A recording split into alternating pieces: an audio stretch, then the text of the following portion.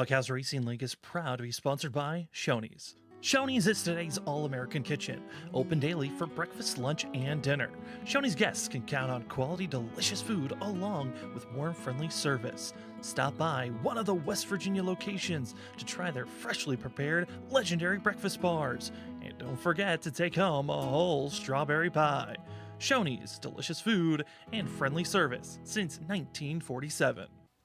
Are you looking for sports merchandise for your favorite teams, apparel, jerseys, headwear, hard goods, and looking to be involved with NASCAR? Fanatics is your one-stop shop. Fanatics is partnered up with all major professional sports leagues, as well as hundreds of collegiates and pro teams. Join them now at Fanatics. And if you use the link down below in the description, you'll be able to help out the Doghouse Racing League. While using that link, all commissions go to the Doghouse Racing League, which helps fund prizes and goods for the drivers out on track. Thank you so much for Fanatics, and enjoy the show!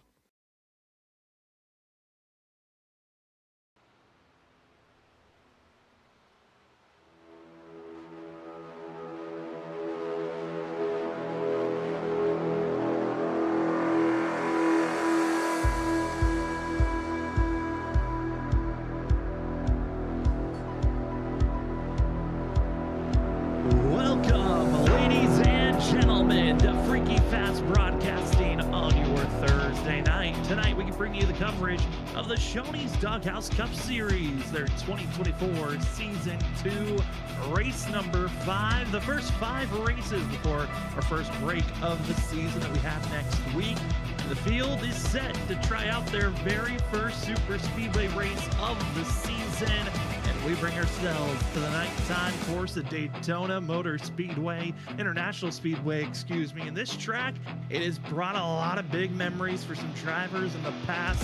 For a few, they hope to find themselves back into victory lane, just like we saw last week, getting to see Justin McMahon back into victory lane after 2 seasons of having a major slump. He's finally found victory lane. Could he find it here once again? We'll have to wait and see. And thank you again for joining with us here on Freaky Fast Broadcasting. My name is Sam Dyer. Joining me up at the booth is Zach Hall. And Zach, we come off of Rockingham, and we're right back here at Daytona. It's going to be a very different course than what we've seen all season long, but a track that everyone knows so well.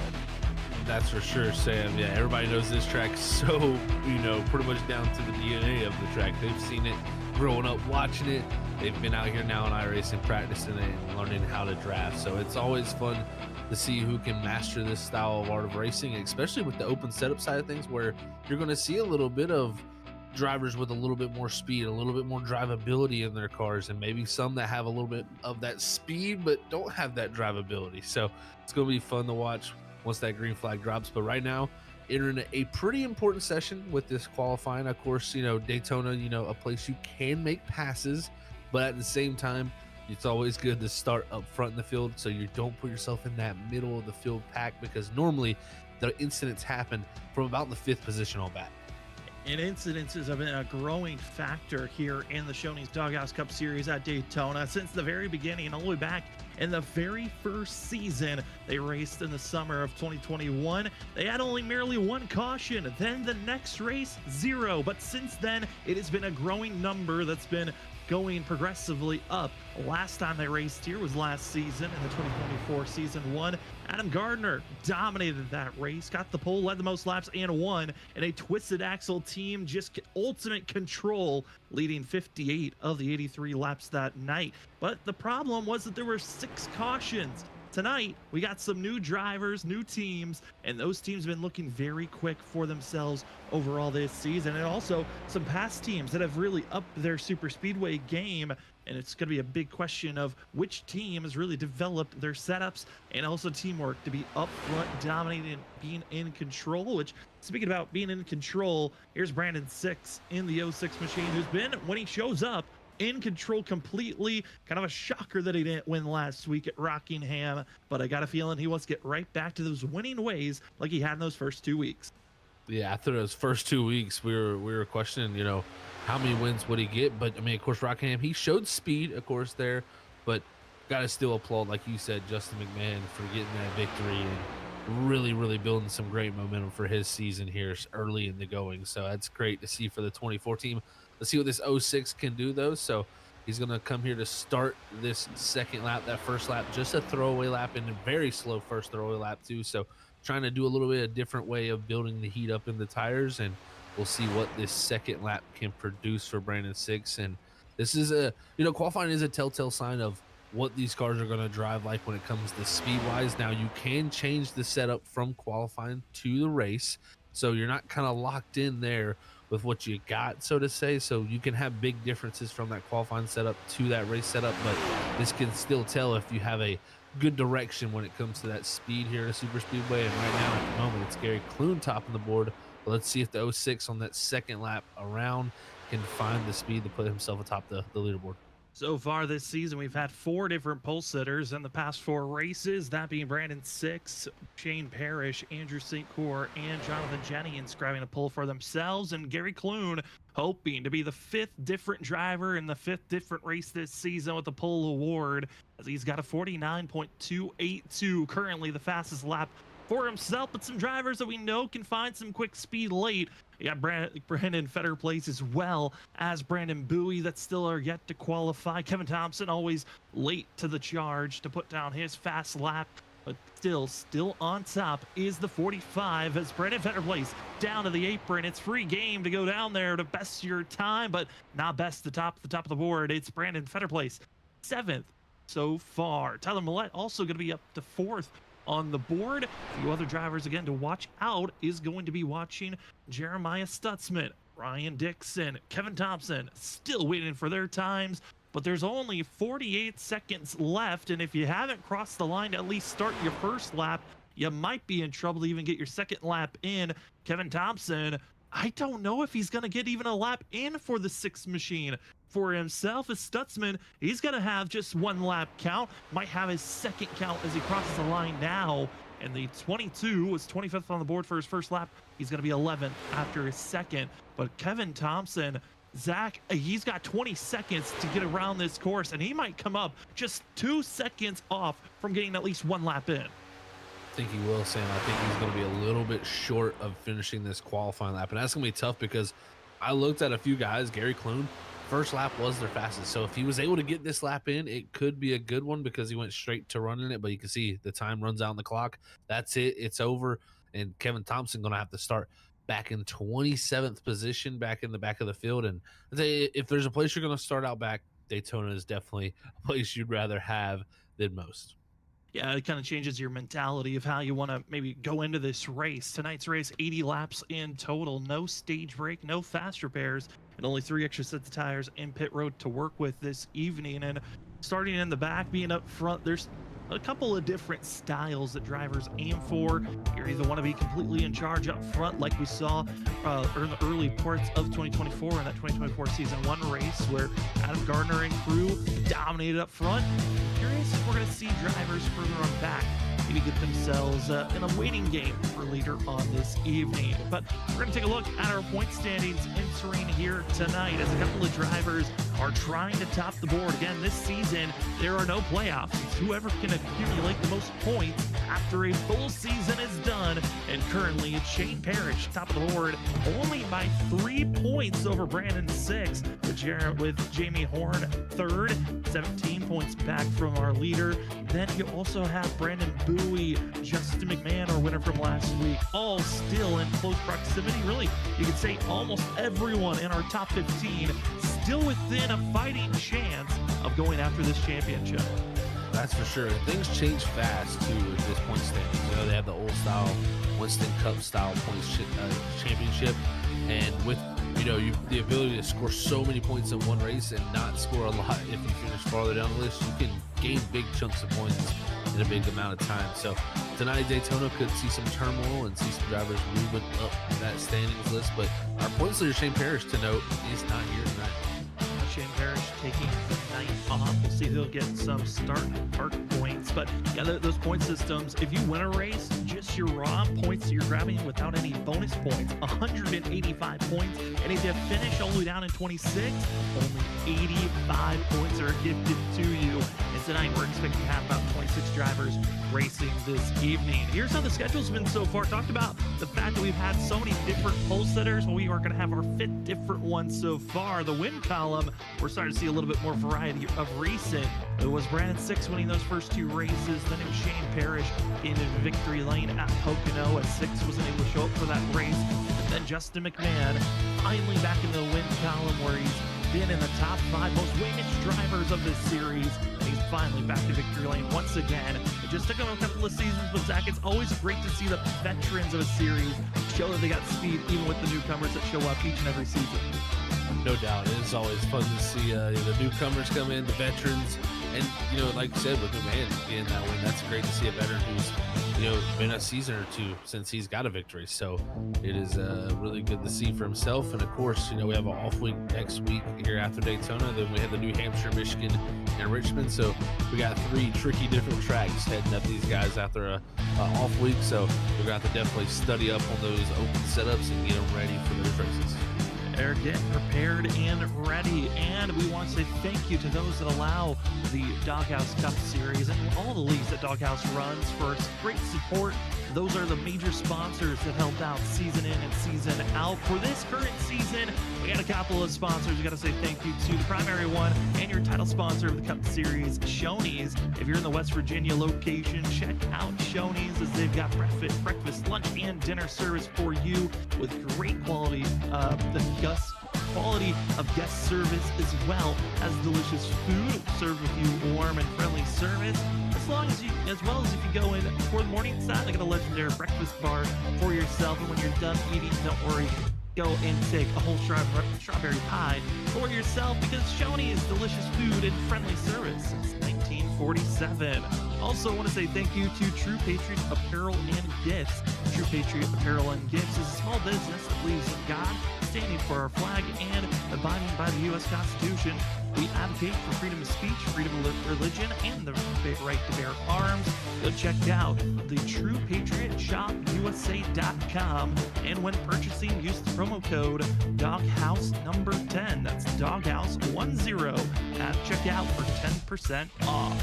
If you're looking for a scheme for iRacing or just to look nice, go check out SSR Designs. SSR Designs. Go check them out on Facebook, as they can help you find some classic designs, bold graphics, and SSR Designs is here to make your vehicle truly be one of a kind.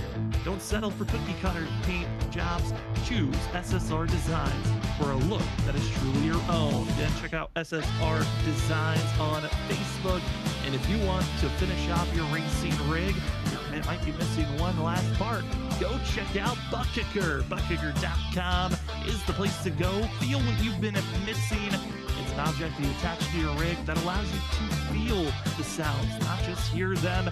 Talked about during the pandemic, a lot of real-life racers got onto iRacing. They always talk about the feeling of the track, how they can miss some small details. Well, Butt Kicker helps you feel the details that you might be missing. So again, go to ButtKicker.com to check out their products that they could give for you. And if you couldn't find your paint scheme that you're hoping for at SSR Designs, well, go also check out Nap Daddy Racing Designs. That's www.napdaddyracing.com. Check out the designs that can be helping you look bold out on track. Well, those are our amazing sponsors for the Doghouse Cup Series. Here's where the drivers will be starting out here this evening. Starting in the pole position, first time this season, it's the 45 of Gary Kluge going to be on the top of the board. To his outside, hoping to take the points lead back after tonight, the 06 of Brandon Six. Then in third from Twisted Axle, it's Nicholas Atwood, hoping for a good charge, with Tyler Millette to his outside in fourth place. Eric Anderson in fifth, with Christopher Simon sixth. Seventh, we find the 43 of Brandon Fetterplace, with Adam Gardner, the driver that dominated this race to back last season. He hopes to get back into victory lane with continuing his super speedway streak. In ninth, we find last week's winner of Justin McMahon, and finishing out our top 10, it's Jamie Horn in the 98. In the 11th spot, it's going to be the 22 of Jeremiah Stutzman. In 12th alongside him, it's going to be the 2 of Tony Martin. Mike Leftwich is going to qualify 13th, with 14th going to the 51 of Joe McKnight. Eric Orman will qualify in the 15th position on his outside. 16th is going to be the 91 of Jonathan Jennings, last week's pole setter. 17th is going to go to the 9 of Stephen Bonomo. 18th is going to be the 41 of Andy Clark.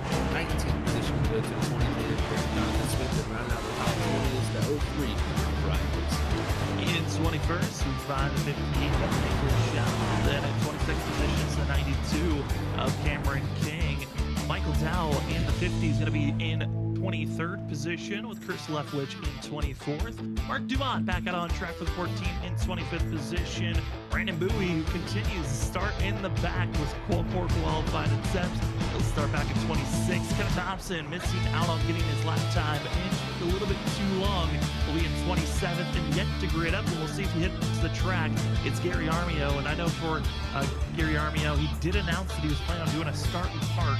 We'll see if he can fully get those points. But Zach, tonight, again, no stage break, 80 laps, no fast repair, 3 extra sets of pit tires in pit road to work with, but the no stage break racing here at Daytona certainly changes the mindset that maybe some of these drivers are thinking about entering this race. No doubt, yeah. I think that does change it up definitely a good bit when you come to a track like this, knowing there's no stage, you know. So you're gonna go out there and really kind of patiently take this race. I think you're gonna see in these first opening 80 laps, I think you're gonna see a lot of patience, just 2x2 racing, because when you get 3 wide here at Daytona, it actually is kind of tricky. This place takes a lot of handling, and also very important to be square with the pushes you give to the drivers, because if you get off center one bit, you can see that driver going around. So 3 wide action will be limited here early, I think, but you will see some good races still. Good racing is expected here this evening. The 5th race on the schedule as we get closer to halfway of this 2024 season 2. But the drivers hit the restart zone, and it's time to go super speedway racing for the first time in season 2 of 2024. As the drivers go roaring down into turn number 1, it's go time for Brandon 6, as well as seeing the likes of Gary Clune, as it's going to be 6 and Millette who get the great launch for themselves as they motor their way on the outside. That they do, yeah. I tell you what, Brandon 6 again, another great restart from the outside there, and really able to get through the gears good. So great job by him. He's going to lead down the back straightaway. It looks like actually we just lost connection. Nicholas Atwood, so 19 out of this race early. That's a tough break for that driver. But now Gary Clune going to fight back on the inside in the 45 machine, try to lead this first lap. First lap being led, and if you lead a lap, that's 5 bonus points for yourself. You lead the most laps, that's another 5 bonus points. And on the outside, trying to lead this first lap, it will be Brandon 6 for himself. And looking at past drivers that have found themselves taking the top point, there's a few that have actually in the past gotten the pole and yet did not lead a lap during the race. It's one of those unfortunate circumstances that could happen, but you kind of need help with the driver behind. It looks like that inside row, it's Eric Anderson, not looking like he's wanting to push or be too aggressive here early on. I'm seeing a lot of separation from a lot of drivers. I mean, really our first 3 rows, this is smart, you know.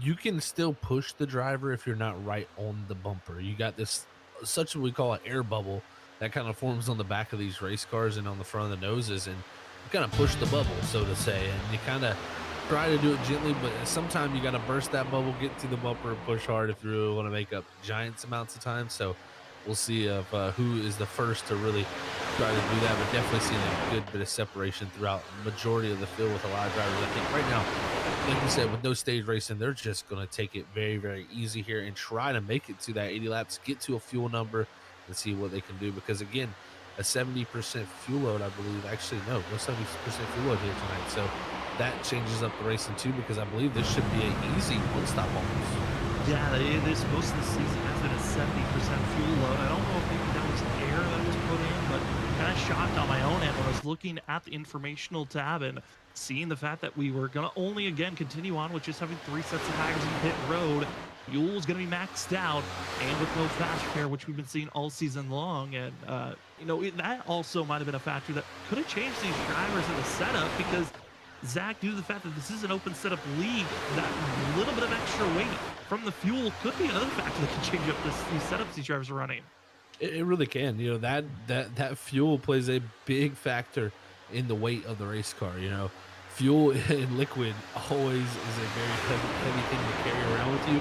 And when you got that fuel sloshing around the back of the car, it causes a lot of handling issues for sure. I mean, in some cases, you want the fuel for your balance. In some cases, you don't. When it comes to a super speedway race, though, actually adding that fuel to the race car can, you know, you would think it would be heavier, so it'd be slower, but it actually lowers the rear end just that little bit more, lowers the rear diffuser to the ground just that little bit more, and actually creates a little bit less drag with the spoiler, so to say, and the rear diffuser on this car. So having higher fuel can actually make the car a little bit quicker.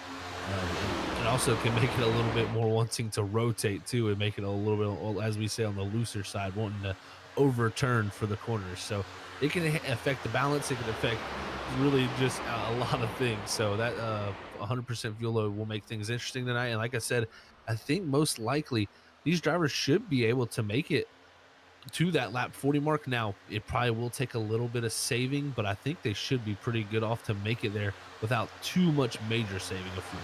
Another disconnect happening here this evening. That's Cameron King as Nicholas Matwood gets reconnected in the server, but currently he's 5 laps down.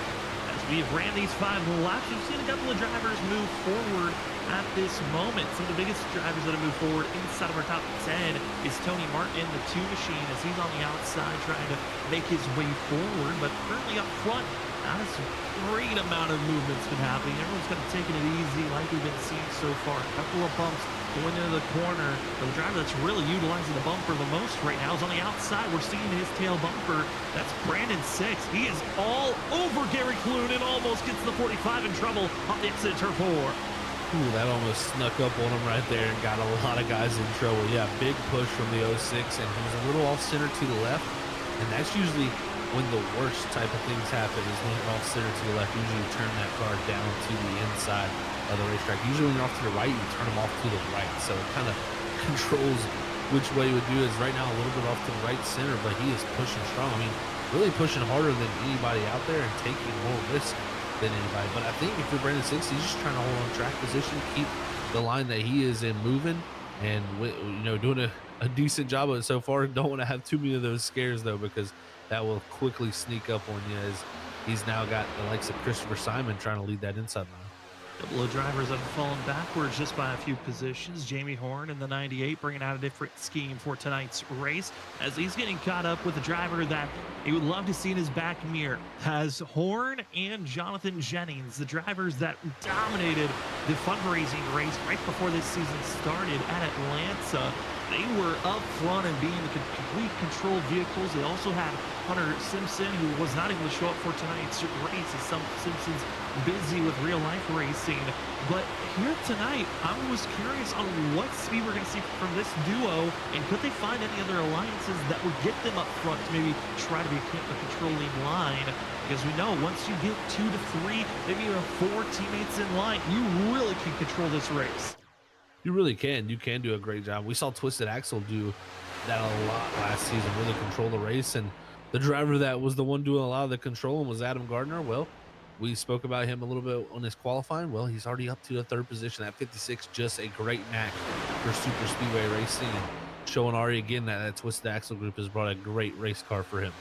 They really have. And the question is can he catch up and closing the gap to join his teammate of Gary Clune on the outside and make their way forward? And who others will be the ones that can move forward quickly? A 2 have now moved up over 7 positions. That's Joe McKnight as well as Tony Martin. They have been doing a great job moving forward together on the outside, and they've continued to just run their own pace. But here's going to be our first chance to see what lap traffic may influence this race, as they're catching up to Nicholas Atwood again.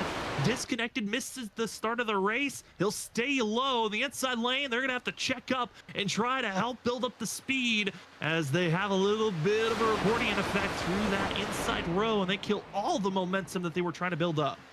Yeah, that inside road, they weren't willing to take the chance to go up the middle and make it 3 wide with that 19. So they decided to pick him up, and yeah, that checked that line up a huge amount, but we should see that line somewhat reformed, because I think you'll see a few guys from this outside line say, hey, maybe I want to jump down and lead that inside line. But the one thing I will say, at least from the fixed setup side of things when it comes to this next gen car lately with the super speedways, the outer grooves have been seemingly, at least on iRacing, to be the dominant way to go. It seems like being up on this top side, you just get the better side draft to the right side of the car than compared to the left side of the car. So you really pull people back, and it just seems like the outside line can really dominate. So I'm not surprised right now to see most people lining up there, but I think you'll still see some fight back from that inside at some point. You can get some cars really tight together and stacked up, they should still get some great runs. Driver, we've been at moments gets caught up in trouble early, trying to make his way forward.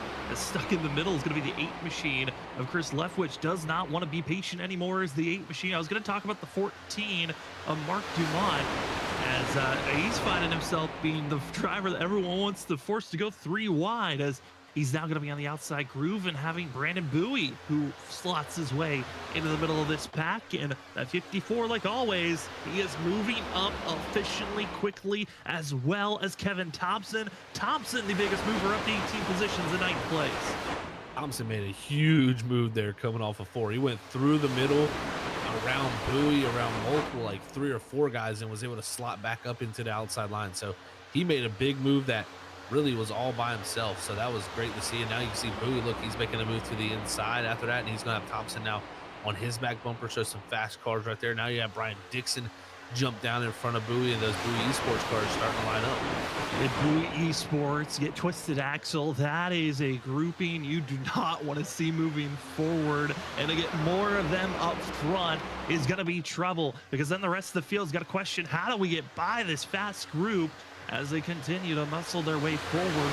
Brandon Bowie puts down the fastest lap of the race, and that outside lane was dominating, but not for long, as going to be seeing the 94 get into the outside wall. But up front, it's the 03 of Dixon with Bowie up to the lead. Just like that, they are motoring on the inside.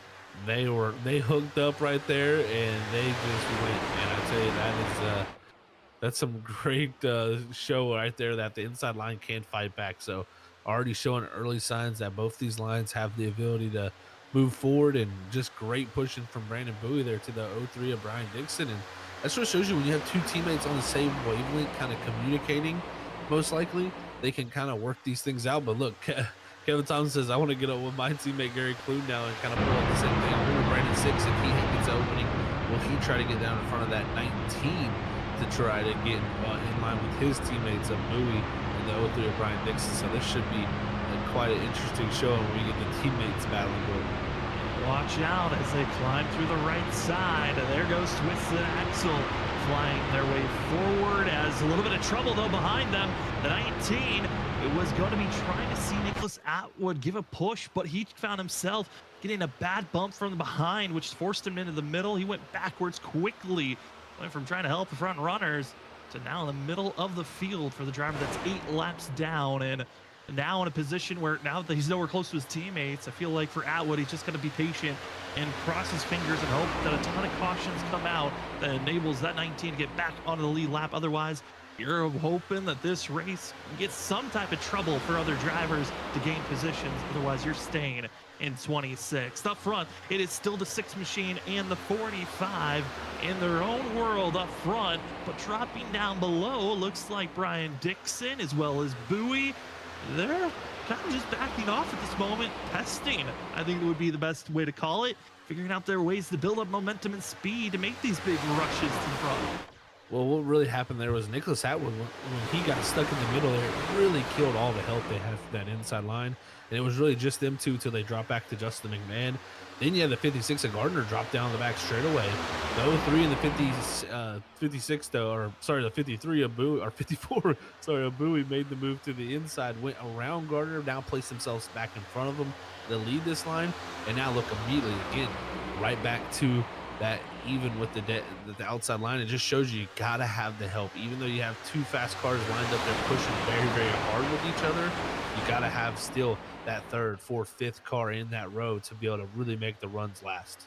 And it's so interesting, those first 5 laps, it was so patient. A lot of give was around. Drivers weren't bumping one another as aggressively. There was maybe 1 or 2 drivers willing to bump one another. It wasn't until the teammates got in line that now we're seeing a lot more shoving happening, where drivers are trusting the drivers around them. So they're giving huge pushes, big bumps, and now trying to get teammates in line as efficiently as they can. And it's Adam Gardner back to lead a lane all by his own. He's on the outside and he's got teammates with them. This is the grouping that dominated all the super speedways last season in the 2024 season 1. They won every super speedway, and every win went to Adam Gardner, as he's going to be right on the back bumper of the 24. Justin McMahon man has to be careful because they're not lined up square, but they're trying everything to get by these Bowie Esports drivers on the inside groove. Oh man, they definitely are trying a lot here as Gardner jumped up there with McMahon jumping up in front of him. Kind of killed a little bit of momentum from the inside line, but quickly Warman was able to get there and refire that line back up with the 54 and 03. Also, Brandon Six for a moment, he jumps down, so he's only got Warman between him and his two Bowie Esports teammates. But you can see right here, Gardner with the aggressive pushes down the back straightaway just shows you how much you got to work here to get these runs built up. Only 18 laps into this race, people pushing very hard, trying to keep track position over others. Eric Warman was the catalyst for why this inside road just took off. That 31, I mean, for the longest time, the rule was always don't push the pusher. Well, Warman saw that they were lined up, said, I'll give you a push, and they just showed the inside lane can be dominant. Wow, what a move by that 31 machine, and that's the type of moves that you have to be seeing here tonight is can you trust three drivers in line? And if you can trust the two drivers that are in front of you and you just get a clean push, you're going to make that line move. That's exactly right. Now look at this. Chris Leftwich is going to jump up to the top side. So he's going to put himself in front of Justin McMahon. And, you know, some cars are better pushers than they are leaders. So let's see if McMahon can help push this 8 forward and see if he can get this line back going, because they were dropping back a good little bit there ever since the 24 jumped up top. And like I said, some cars are built better for leading the pack, some cars are built better for pushing the pack, so you definitely got to see what your car is. And right now the outside line trying to reform another charge back up here, because right now this inside line looking very, very strong. 20 laps in, about halfway through the stint, we're expecting these fuel to be able to push these drivers.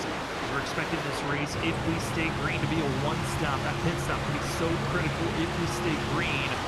How big of a run we can see. And there's that push was talking about. Eric Warman, third driver in line, and just pushing and wooing this group to go forward. And if you're Brandon Bowie and you're not lined up perfectly with Dixon, this could go wrong so quickly, as Adam Gardner no longer wants to be seeing Justin McMahon in front of him. That 56 machine is making moves, trying to get drivers out of the way, and it's twisted axle. They're deking and diving, trying to find a way to make sure they're the drivers in line, leading whatever lane they're in. They are trying to do that, and they used it to such good success, like they said last season, where they could just lead a line so well that I think they, like you said, they want to get whoever hops out in front of his Leftwich there. I think they got him to bite on the move up to the wall, and now they all go down through the middle on the back straightaway. So Leftwich going to lose all that track position and say, man, the teammates really ganged up on me there. But that's super speedway racing, so that's what you'll see a lot of here action happening. And now we'll see if those three cars lined up together, what can they produce, because really not having the help they need to get back up there. Absolutely not. But I mean, we're also seeing a couple of other drivers that are kind of having their own great runs. Also, see the likes of Mike Leftwich and also Nicholas Schell, Tony Marr, Joe McKnight. That grouping of drivers have done a great job just picking a lane and sticking with it until they see that there's a lot of movement. They transition to the group that's moving forward, which is enabling to stay in the front half of this pack. And I'm loving what I'm seeing from that grouping of 4 drivers. The fact that they just are willing to move up and down wherever they can find spacing and are trusting that lane to move forward. That they are really trusting, like you said, that lane. And it's tough sometimes to trust, but you got to do it, because look, immediately they get that, the 8 out of there. They're leading the line, so to say, controlling the air, and immediately that twisted axle group just so strong their cars are, they're able to pull right back alongside the Bowie Esports cars. So this is impressive to see. And again, like I said, sometimes it's just so important to have, especially in these open setup side of things, to have the right car out front, breaking the air for everybody. It can really make the biggest difference, and you're seeing that right now with this outside line with its resurgence.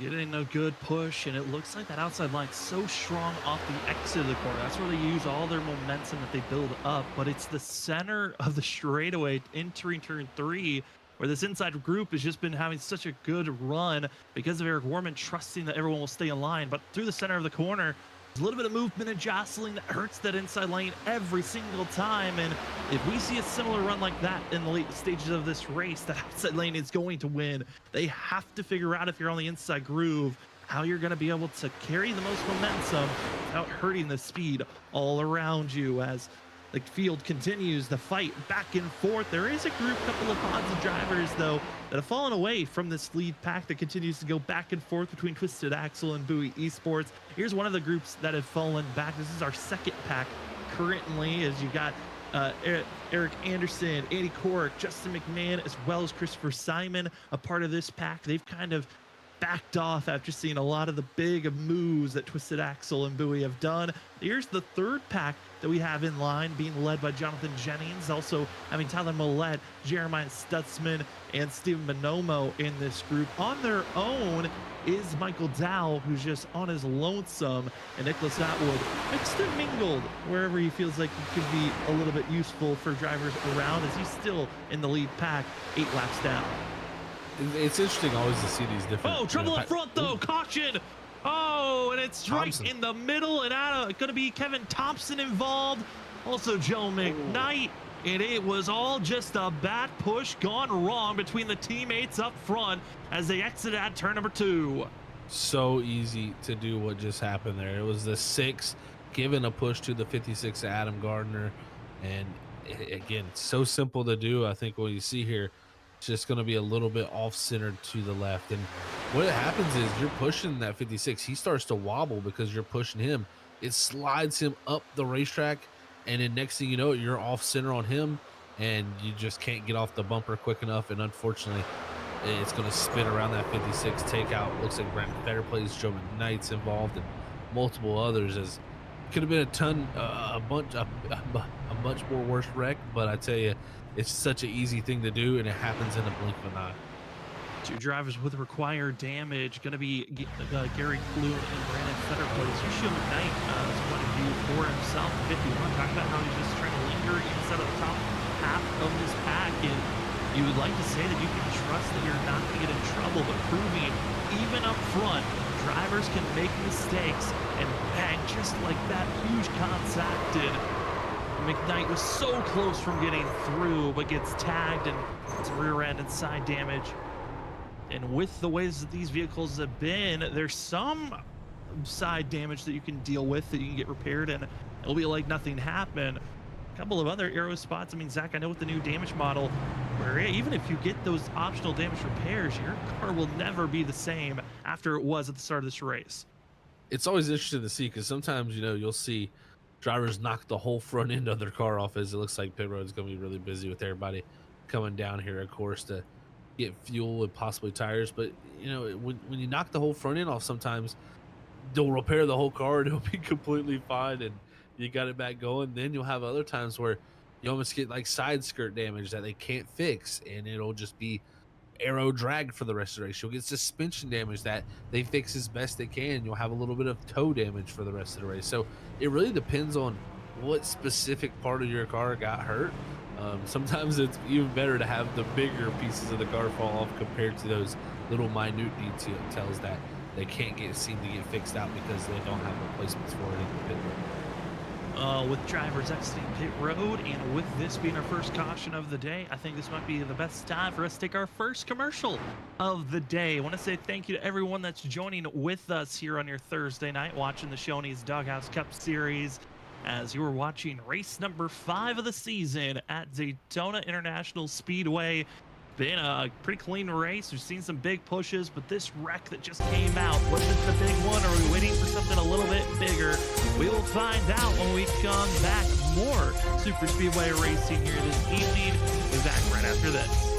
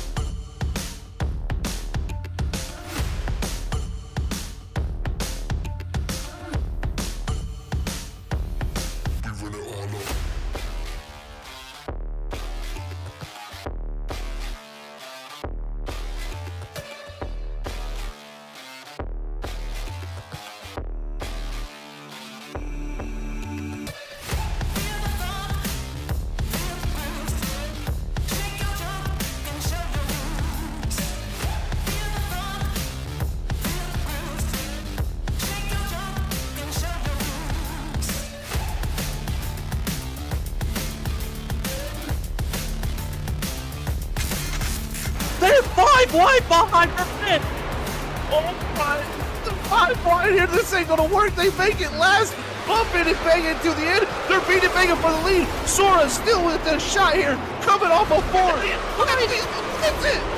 It's bottom line, here it comes. I know Carter gets wrecked. It's gonna be that Nick Crawford. The 74 gets through somehow, and they just completely demolish one another. Trinity driving down low, drifting up, trying to be the stealer. Here he comes, Cedric Hunter. He does it. He steals it. But he somehow drove it into the corner to wreck it. Oh, they wrecked!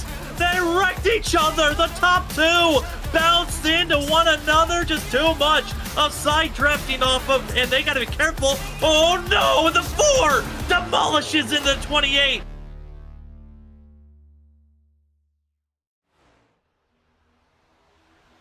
Welcome back, ladies and gentlemen. We are back to green flag action here on Tricky Fast Broadcasting. My name is Sam Dyer. With me is Zach Hall and Robert Moyer Jr. running productions in the background here this evening to give you the coverage of the Shoney's Doghouse Cup Series. Tonight's race number 5 of the season.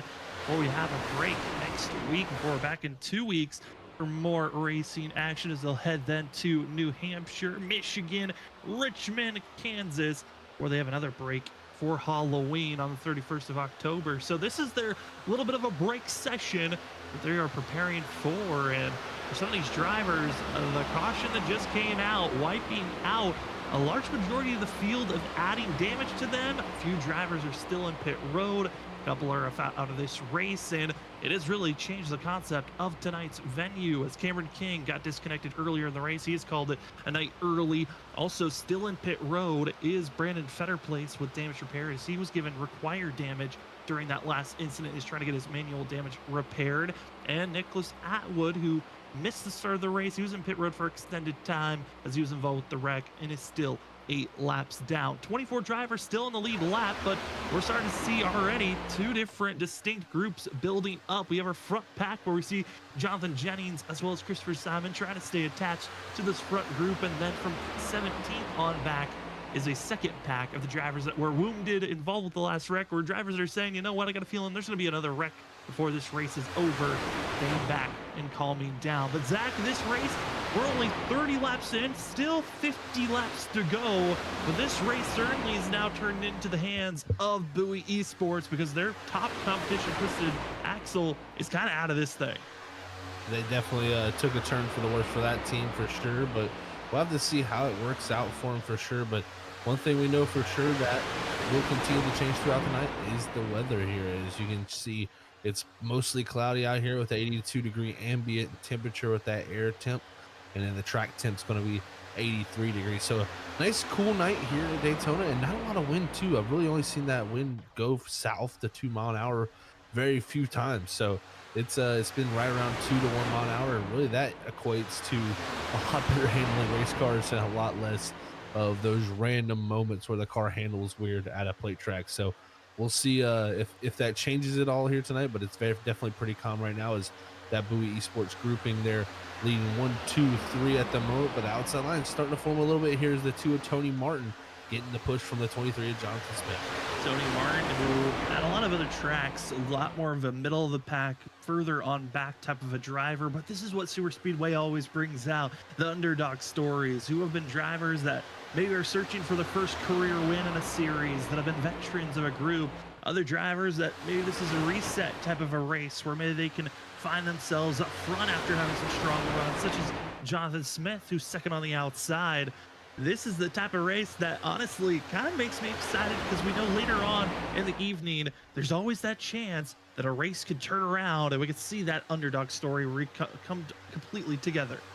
It really can. Daytona is a place where magic can happen, Sam, for sure. And you can be in a position where you don't feel like you can win, and then next thing you know, you're getting the keys handed over to you. So it's going to be interesting to see how that phase works all out. But one thing I will say, we have seen the likes of like Jonathan Jennings, Tyler Millette, also the 90 of Jamie Horn, that grouping that was about 4 or 5 seconds behind our lead pack, have decided now to jump up into the front pack. So we'll see what type of race cars they've brought. And I watched some of their lap times late into that run last time, and they had some very quick times behind the leading group. So we'll see if those cars have any challenge. But you can see there's also now a second grouping forming up back there from the 17th position on back with Jeremiah Stutzman, Love Millette, Dow, Leftwich, Clune, Gardner, and Thompson, who are all mostly involved in that wreck. Yeah, mostly involved with that last wreck. And I think they would enjoy another caution and come out, get even more damage repair done if possible. One driver, though, that could not find getting enough damage to repair, Mark Dumont's out of this race early. Again, a driver that was hoping maybe tonight could have been that turnaround race, or at least just get a good finish. Not going to be the case for the 14. Once again, his night is over early. But this second pack, I mean, there's some drivers in here that weren't involved in that last wreck, but are just going to sneakily wait for later on this evening. And I mean, Jeremiah Stutzman always lingers in the back. I feel like he waits for a strategy call that gets him track position and then stays up front after that. And also seeing the likes of Tyler Millette, who's got some pretty sneaky good speed this evening. I'm just curious on how drivers just want to stay patient, and the drivers that are a lot more in the let's wait and see how this race kind of falls into my hands type of drivers at super speedway races. It's always interesting to see the differences in style. You know, some drivers are willing to ride back here, just stay out of the mix and hope for that right moment to pop up. It can sometimes bite you because that right moment might not pop up, and you know, people might surprise you and keep it green and clean. So it can backfire sometimes, but that is sometimes a tried and true method. But others, like the Bowie Esports grouping, they want to be out front leading this pack, and they feel like that's the safest spot around Daytona. I feel like whenever drivers feel confident at a super speedway, they know they've got speed, they like to position themselves early. They're the ones that are always up front and want to be that control vehicle. But we always know once that white flag comes out, or coming to the white flag, that's when this race really will turn into a different beast as they continue to race in line. And this is that patience we were expecting of how is this field going to react after that big wreck that really got a lot of drivers involved. How many drivers were willing to fight, maybe to make some big, bold, three-wide moves if they wanted to advance forward, or do you just settle with whatever lane you're in, and maybe you'll move up once or twice throughout a run, but ultimately you are waiting for pit stops to come out for this field, which is exactly with the timing of the yellow that we had. We still have one more pit stop to go before this race is over. Even if we get a caution this lap or the next, that could be the final pit stop of the night. Yeah, it would be. You know, if we get another pit stop, it will be pretty much the final one. So it's going to be interesting to see what these guys do, if they make any changes, any, you know, two tire changes, and just a splash of fuel. Because now, with the way this is played out, with the way the strategy is, you no longer have to take a full tank of fuel to make it to the end of this race. You can definitely play some games to where you save a little fuel here in this run, pit at a certain point. You can have a quicker stop by taking no tires or just two tires and try to gain that time through that action. So we'll see if some of these drivers like to do it. But whew, the 60 there, Mike Leftwich getting a good push from the outside there from Jamie Horn, and he had to hold on to that thing. Again, these early phases, even in the middle phases of a race, you're learning who are the drivers that you can trust to give a push to, who can give you a push throughout a run and give you a good surge forward, and you can be a true leader of the lane. And for Mike Leftwich, got a little bit of a scare. He said recenter, and this is another lap to prove, hey, can you handle a push from behind, or was it the driver behind you that just wasn't lined up? As Mike Leftwich gets a pretty good run off the exit of the corner. Problem is, the driver that he needed to be right on that back bumper wasn't close enough. It takes a little bit too long, and they're going to stall out, battling for third place as Bowie 6, they're in the comfort zone. And Zach, if this group stays lined up the way they are, I mean, I wouldn't be surprised to see Brandon 6 try to give Bowie a win, or give him a chance, or even give Brian Dixon a chance to get their first win of this season, because they are in control right now on that inside road. No one has been close, beating side by side with second or first place. Yeah, they've gotten a third, but they haven't been able to break that wall second or first. So it is tough for these drivers on the outside right now. They're trying everything in their power to get the runs and momentum they need, but sometimes you just got to wait for that right moment. You got to continue trying things, just figuring out ways to make runs, because when it comes down to late in this race, you're going to have to try to beat them. So right now is a great time to learn what you need to do. And I think still a lot of people, from what I've seen, the gaps we're seeing between that outside line, everybody's still kind of somewhat playing it cool, you know, until you get that final pit stop and that final run. I think everybody reserves just a little bit in that tank of pushing And I think you could see those guys pick up some speed for sure when we get later in this race. Is now Tony Martin's going to jump up to the top side, see how that two can lead that outer groove. Martin continues to try to lead this charge again. Top 16 drivers are in this lead pack. 17th all the way down to 23rd are in their own second groove, about 8 seconds back from this pack. And a couple of other drivers are mingled, being multiple laps down. Brandon Fetterplace as well as Nicholas Atwood, multiple laps down. They need some cautions to get back into the mix. And for Nicholas Atwood, unfortunately, he missed the start of the race due to being disconnected, and he was involved in that first caution, so wasn't even able to get the lucky dog for that first wreck. That is so unfortunate for the 19, but seeing this front group, that outside lane starting to dissipate, and we're getting a little bit faster as Brandon Bowie puts down a 45.9 second lap time. And when you get into those 45-second lap times, that group is moving.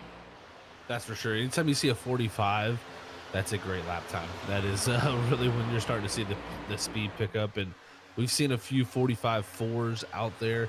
That was a 45.9 for them, so they still have a little bit more speed, so to say, to go. So I think everybody's still, the runs are not happening as fast as they normally would. I think everybody's still a little bit of conserving, so to say, the tank. And right now, a lot of the guys on the outside line have kind of bailed out, jumped to the inside line. And like I said, that strategy of just trying to ride around, save a good portion of fuel here can save you time on that pit stop and can turn around to be the difference in reason you're so far ahead of everybody. And I will say also, from what I watched with 4 cars earlier in this race, 4 cars can make those 45-second lap times. So if you have a group of 4, you can make very good lap times still. So if you're one of these drivers farther back in this line, save some fuel here, and you could possibly have a little bit shorter stop later in this race and maybe have the grouping to pull away. Well, saving fuel also is a question of how much fuel can you save and willing to try to save. Again, we're on a full fuel load. You can go pretty far if you're fuel saving for a group on how much you are willing to, save up to 5-10 laps. I know it's about 1.5 miles in distance around Daytona, as Brandon Fetterplace, lap down driver, going to stay high. Will be giving us to go 3 wide for a quick moment, but fuel saving in recent days with this next gen vehicle has turned into kind of a norm in NASCAR in real life on Sundays. I'm curious if maybe that might be with the second group. I know a lot of them are wounded after being involved in that first caution of the day. I'm curious if maybe any of them are thought about, are we just going full bore, or are we trying to save maybe a little bit of extra fuel to make that pit stop just even that more or less when they finally go to pit road? Yeah, like you said, we see it with real life NASCAR. Every time they come to these plate tracks now, the first 75% of the race, you see guys running around half throttle around this 2.5 mile racing circuit. So you'll see that definitely show up here too, because anytime you can save, because again, the cars in front of you, this Bowie Esports group that's leading, yeah, they're turning great lap times, but they're pulling everyone behind them along with them, while everyone else could possibly be just running that little bit less fuel than them. As you can see right now, a little bit of a breakaway even, because looks like this grouping is the top 3 starting to break away, is the guys racing from 4th on back of Warm and Tony Martin side drafting. But now look at this, the big run coming from the pack. So shows you can really never get away. No, you can't, unless you get over that second and a half gap. It is so tough to fully just get away, especially with the closing rates and the big runs these next gens can build up. That's always been, I feel like, a big talking point of recent super speedway racing, of all 3 of the big NASCAR series, from the Truck Series, Xfinity, and the next gen Cup car, is the fact that the next gen Cup car probably has some of the biggest runs that you can build up if you're within that second reign.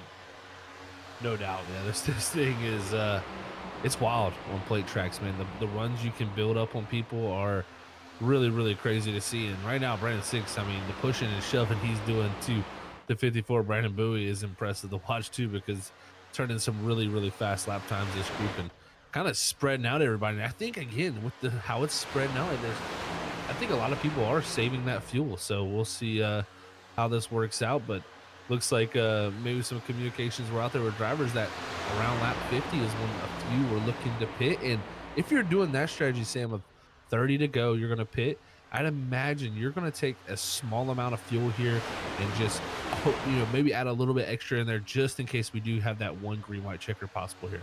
Yeah, that is the one rule in the Shoney's Doghouse Cup Series. It's very different from other series. Overtime, it's not 3 attempts that are gifted or unlimited like NASCAR sometimes does. It's only 1 extra attempt at a restart, and some drivers already making the call to pit road as the back half of this front group making their charge in, and gonna be led by the likes of by Jamie Horn, also Jonathan Jennings, seeing Justin McMahon, the veterans of this series, making the call. Early pit stop for themselves, and with how large of a track this field is, you're hoping not to go a lap down, and especially with how quick of a stop we're expecting, these drivers should be good from not getting penalized with going a lap down, but it's going to be close on can you get your group up to speed and be putting down those fast lap times that you need to have to make sure that you're either ahead of everyone else that pits later, or at least you're in closing distance if possible. That's exactly right, Sam. You have to make sure your grouping is stuck together and working well together. So I'm looking at this group that just left pit road. Luckily, all 4 of them are lined up pretty well already off the exit. And you got our leaders going into one. They're going down the middle of the back straightaway. So they do have that gap. And the reason why a lot of people will pull this strategy is the benefit of this strategy is now the grouping that's pitted, they are good to go to the end of this race. If we were to get a yellow flag here to pop up, they stay out, they cycle to the lead. So that's why you see a lot of people here at a plate track. It's almost similar to what you do to a road course. You kind of run it backwards. You get to a point where you can make it, and then you make that pit stop because of that opportunity of jumping the whole field is just that much of a chance. So we'll see how well that group can do that's now lined up, all 4 of them coming off of pit road, because this group here, this is not a good sign for them because they are all right now lined up with 6 cars and nobody's really fighting each other. So I expect to see some pretty fast lap times, but you also do need some help because Dixon, you can see Warman, these two way off the back of the likes of Brandon Six. He's going to overheat at some point and not be able to push that 54 as well. So you got to have others kind of help keep you close when you have those moments where you have to cool that car down as you enter the corner. So we'll have to watch lap times to see if they can make time on that group before it just pitted, because that's going to be critical for when we do hit pit road finally. It is going to be critical, and I think the big thing that's hurting this little pod that's up front leading this race, I mean, yes, they're going to be putting down some fast laps with how aggressive they are, but they could be running even faster laps. But this group that was once our top 16 really is divided up into 2 distinct packs because of that pit stop made by Jennings, Horn, Bonomo, and Justin McMahon. They broke this front group that was a pretty large pack, and now is hurting is the likes of Mike Leftwich, Joe McKnight, Eric Anderson, Christopher Simon, all the way down to the likes of Nick Lachelle that are just trying their best to try to catch up to this front group that are putting down these massive lap times, but they're not pushing one another. They're just in cruise control. 3 seconds, now almost 4 seconds back from this lead pack.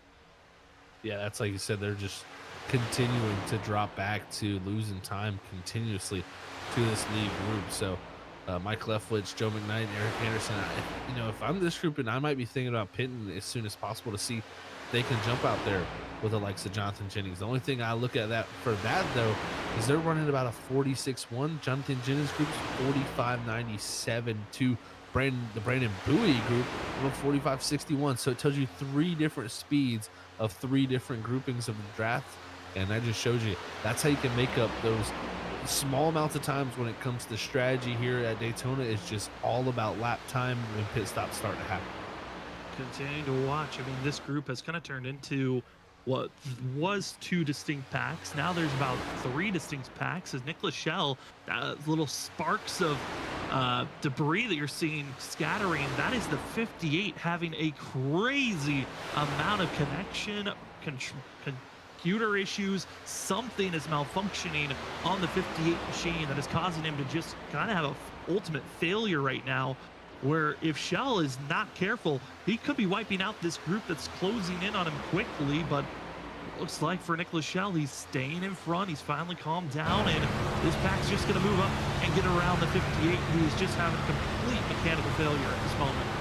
There's something going wrong there for sure for Shell, so that's a tough break for him there to have those issues in a race like this. But we'll see if everybody can navigate by him. It looks like that grouping will finally get that all completely done. So everybody in this third pack will get it done. And this is, like I said, being led by Christopher Leftwich, Kevin Thompson, and Adam Gardner. So a lot of the guys who were involved in that latest wreck before this. So and really they're starting to catch that second group, Sam. So they're really making great time on them. Yeah, and that second pack, they're already trying to communicate to one another, hey, we need to run in line. We have to stay smooth, as Mike Leftwich is kind of struggling at this moment to stay down on that yellow line. A lot of wiggling back and forth that's hurting Joe McKnight from being able to just stay planted on that rear bumper, which, I mean, Zach, it looks simple to just run that yellow line, but if you're not used to being that lead driver, sometimes it's difficult not just to accidentally wander a couple inches up, a couple inches down. That's massive for everyone else following you, though. Completely agree, Sam. So, like I was saying, not only the handling of the cars and how you have them set up, but just in general, some drivers are better leaders and some drivers are better pushers. So sometimes drivers are really good at just following the driver ahead of them and sticking right in the tracks. Then when other drivers get out front, it kind of goes away from it. You got to have a very smooth driver up front. That's the big thing, is no big left or right movements. Try to stay tucked to that line nice and close, and don't do anything all over the place, because when you make a move, the driver behind you makes a move, that driver behind you makes a move. It just continues a trickle effect of the line just kind of swaying back and forth. And you can see here that second group caught with so much speed because of the draft they were putting off to them, that the fastest lap times were being turned that last time by. And there's going to be Jeremiah Stutzman, fastest lap to be gifted to the 22 with a 45.2 second. That is a ridiculous lap time to see, but this, what once was the third pack, is done a great job closing in, but now they're in that troublesome spot of you have to be trying to get by this group. With how large of the second pack was, you're going to be stuck side drafting, and Joe McKnight accidentally drifting up just a little bit, holding back, and that is hurting everyone by having that small little mistake of any type of side draft. It kills the momentum of that outside group that's trying to pull you along and try to keep the momentum they've been running for the past 5 to 10 laps. They had such big momentum that they went to the outside there, of course. And like you said, with any little bit of side-by-side action, it just slows you down. So they were hoping to clear a little bit sooner, I would say, because as soon as everybody got side-by-side, you're looking at the 46 second lap bracket, where before they were in the 45, low 45s, and they were in the high 46s. So almost a 2-second swing from when they were running them down to compared to going side-by-side. So it's just a tough thing when you're racing like, you know, side-by-side with everybody, because you want to gain the track position and feel like you're faster and go forward and pull the group. But at the same time, it can be detrimental to go side-by-side just because of how much the side draft is a powerhouse. So it's definitely interesting to see. And again, we've been watching lap times myself.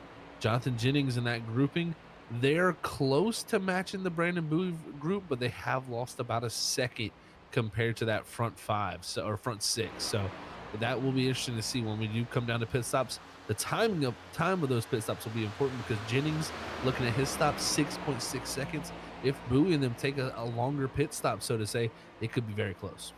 Yeah, when we talk about pitting early, you know, you could do a little bit of a splash and you're good to go. Pit late, you can also do a little bit of a splash. That middle range is where things can get awkward at times, but seeing the lap times that are closing in, like you said, it's being about a second lost at moments, a second gained there, and it's been a bouncing back and forth between our top group of drivers being led by Brandon Bowie and the drivers that are the only group to pit so far of Jonathan Jennings, Jamie Horn, Stephen Ilmo, and Justin McMahon. And even if a caution flag comes out, and speaking of which, it does, the second pack collision and wreck. And I was just about to bring up, if a caution flag comes out, this grouping can stay out if they wanted.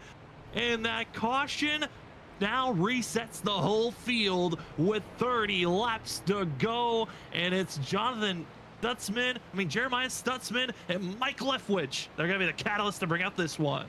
That it was. And man, this was a tough one here for a few guys, because this is the grouping that was involved in a lot of the other wreck. But you see there, the 22 big shove to the 60 as the Ada Leftwich comes up to block that run. And the 60 goes up, maybe thinking about going around him. That kind of puts him off center to the 22 from behind. You'll see the move up to the high side, and that puts him off center for 22 pushing. And man, you can see from there, the 60 goes around, and everything from there transpires. You got Kevin Thompson involved, Christopher Simon, multiple cars just really hurt in that incident. Well, if we wanted to go based off the damage given out, this would count as our big one, as we've got multiple drivers with required damage. Mike Leftwich, Kevin Thompson, Michael Dow, as well as Christopher Simon, Gary Clune, and Jamie Horn, all with required damage. And most were already involved with earlier incidences, and now they got to deal with this damage that's collected. Multiple drivers have already sent themselves to pit road and have gone a lap down. And this, once again, resets the field, but a lot of fast drivers taken out again. It's Jonathan Jennings, Bonomo, McMahon, and also looking at a couple of other drivers. What decisions do they make? Because everyone's coming into pit road. Does Jonathan Jennings, McMahon, Bonomo, do they stay out on this pit stop, or are tires just that much needed? And they're staying out. They don't say that they need tires. They got the fuel to make to the end of this race. 20 laps to go, and it is going to be a split decision on some drivers staying out while others hit pit road.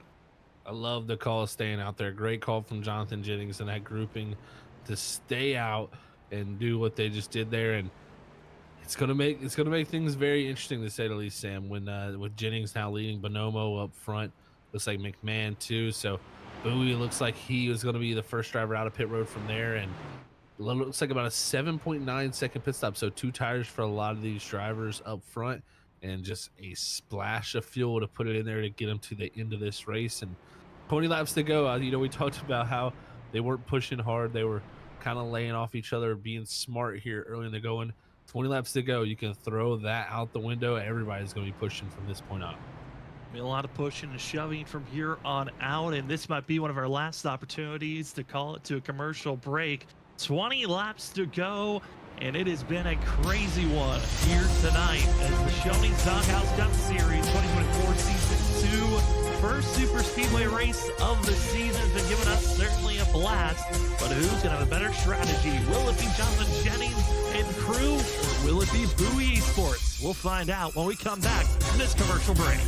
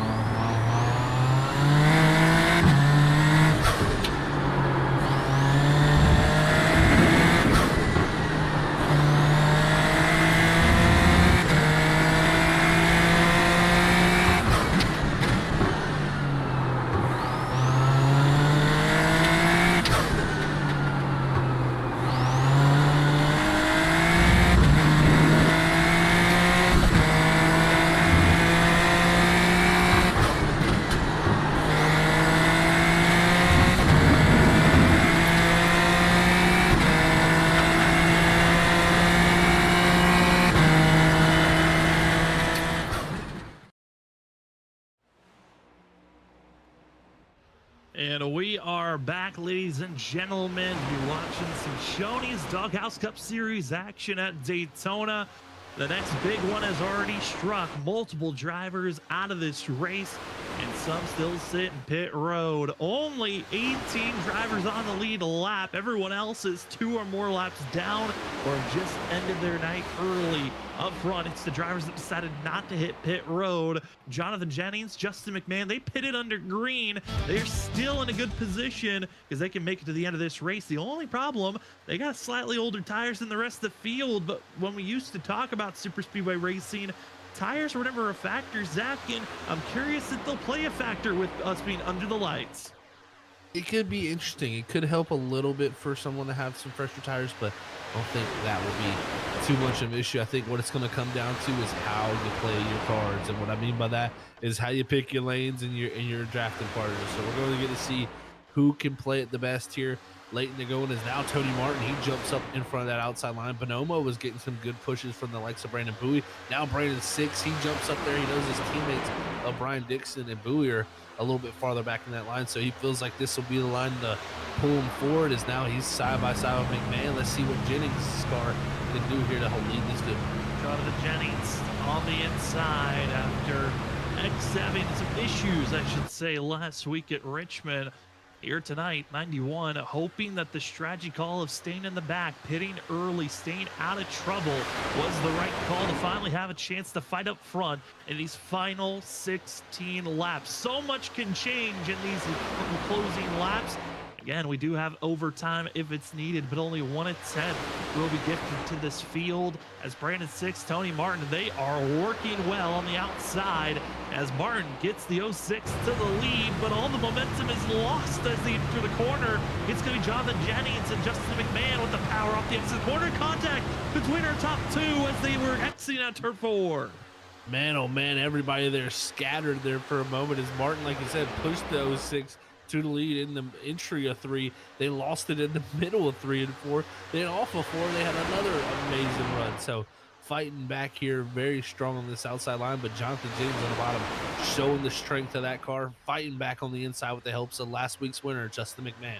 If you're just joining us now, multiple wrecks have happened this evening, but the most recent one has brought out the most carnage. We've lost Cameron King, Mark Dumont, Jamie Horn, and Michael Dow so far this race. Still in pit road is Mike Leftwich and Gary Clune, as Steve Bonomo having issues getting into Dixon into McKnight, and they keep it somehow all together, but that should have been another wreck. But they pinball around the 9 and they keep it straight, but the field gets a little bit jacked up that further on back group. They need to get up to speed, because if they continue to stay 2 to 3 wide, they might lose the draft of our top 7 that are in line moving forward.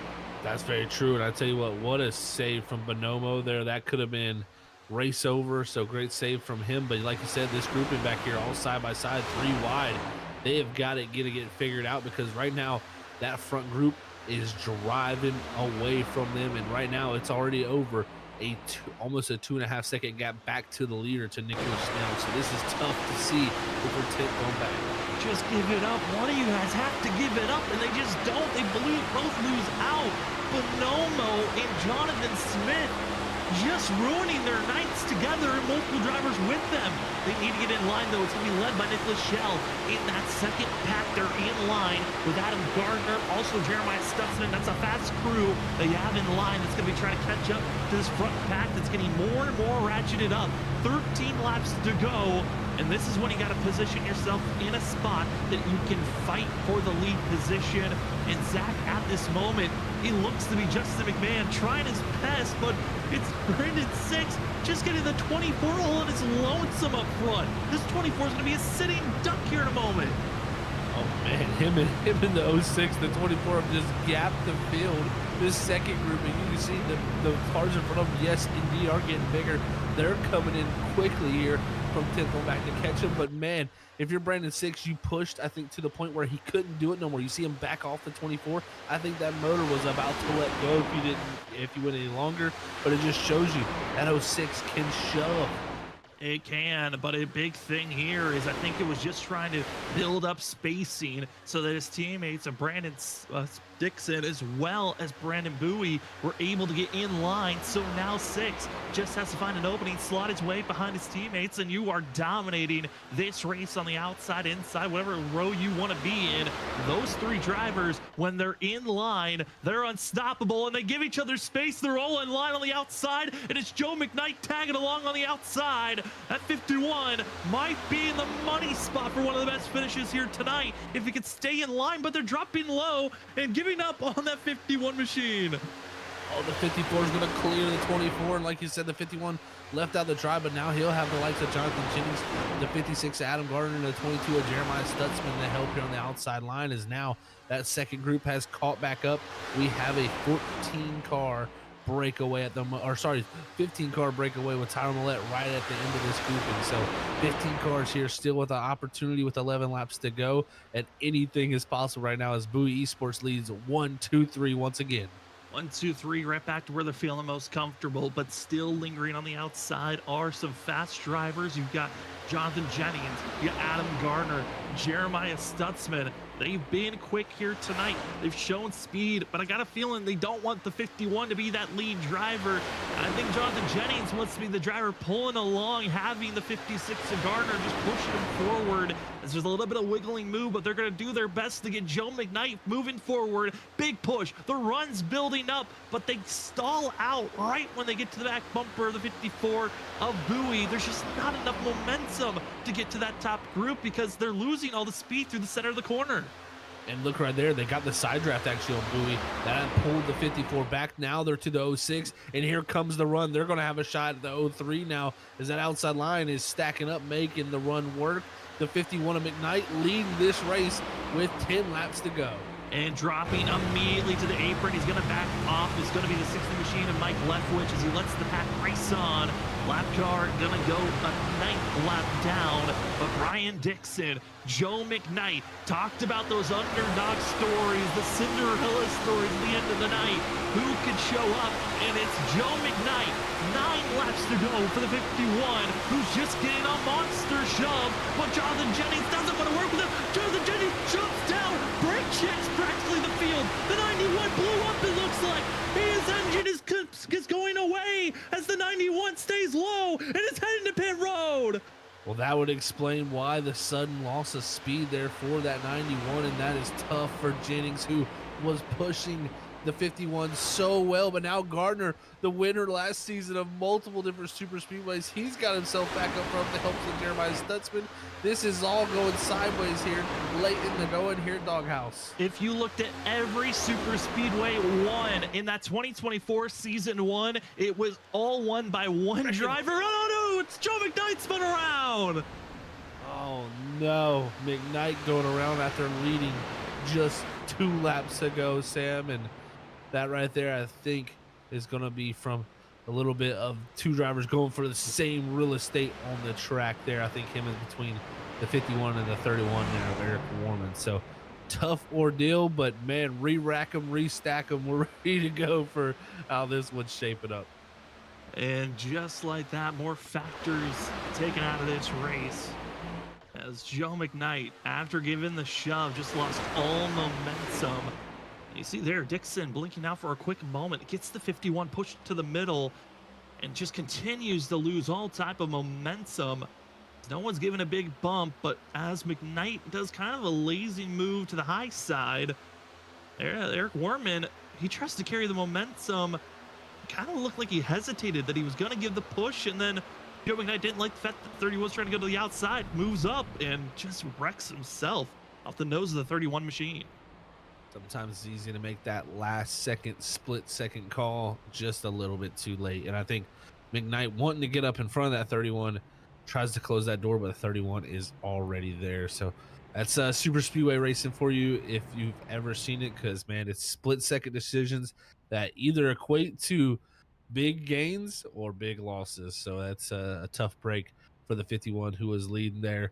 Just a split second call gone wrong from his decision making there. But now Gary thing re-racked. It looks like Brandon Fetterplace, he'll be the driver getting the lucky dog, so to say. So he'll go from 5 laps down to 4 laps down. So we'll see if he can gain a few more spots, which I think he in the likes he could, because of Jonathan Jennings, of course, blowing up there that opens up the door for Federer Place to get that spot. So he could get up to the 18th position if all works out well here. But man, Sam, we restack him here. Stutzman up front also, that's a great sight to see because he's been running out back all night long, and he's showing that car's got some speed.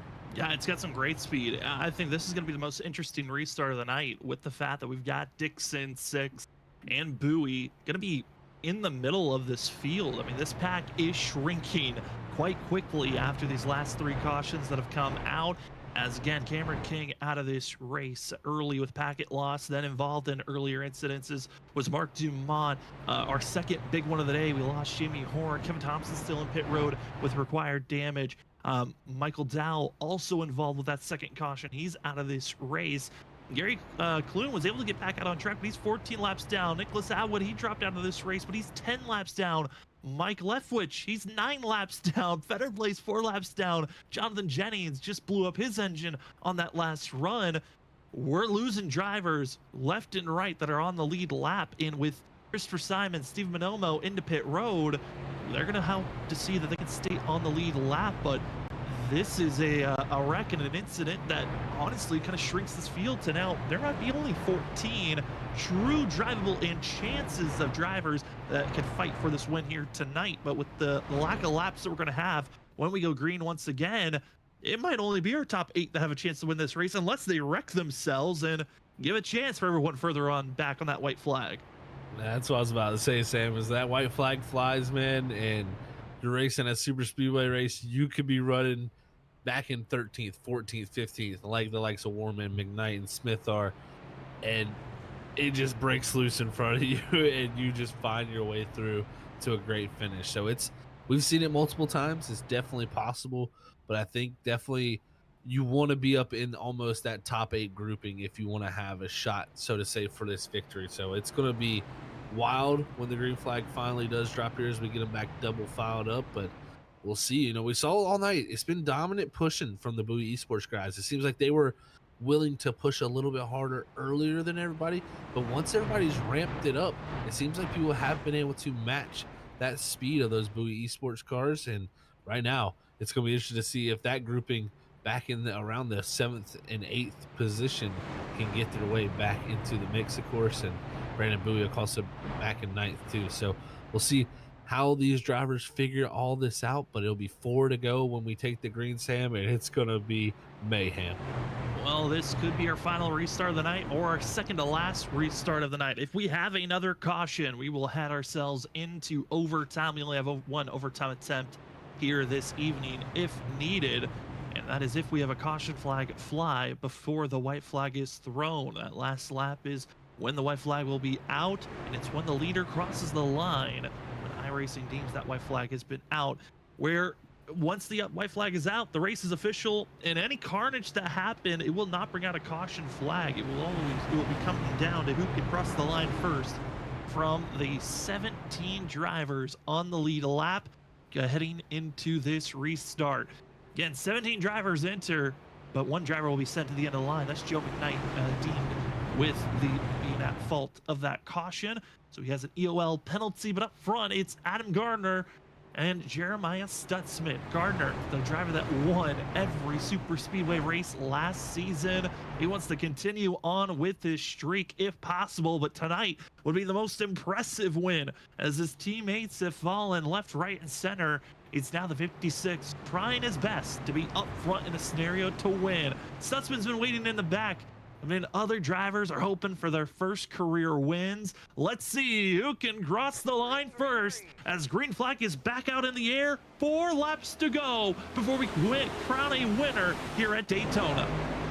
Great start there from Gardner. He immediately jumps up to the high side in front of the 22 Stutzman, and I think he liked the pushing that he was able to give him last time around when it came, all push came to shove. Is now Snail, the 24 McMahon, last week's winner right there, along with Brandon Six, now the 5th car in that outside line, but it's all breaking loose down the back straightaway. Snail is going to be the first one to jump out in that 58 machine. Who's going to go with him? It looks like right now most cars lining up on the outer groove.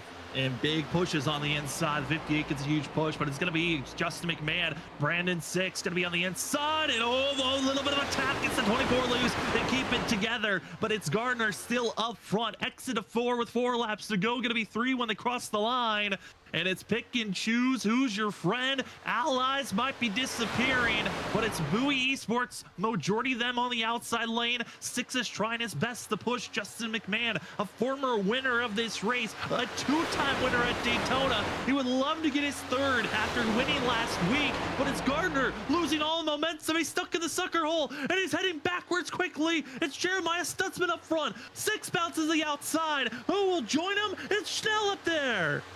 Man, oh man, they ganged up on that 56 there and put him in the sucker hole, so to say, and dropped him right back to that 8th position. But it ain't over for him yet, as they're going to come out at 4 this time.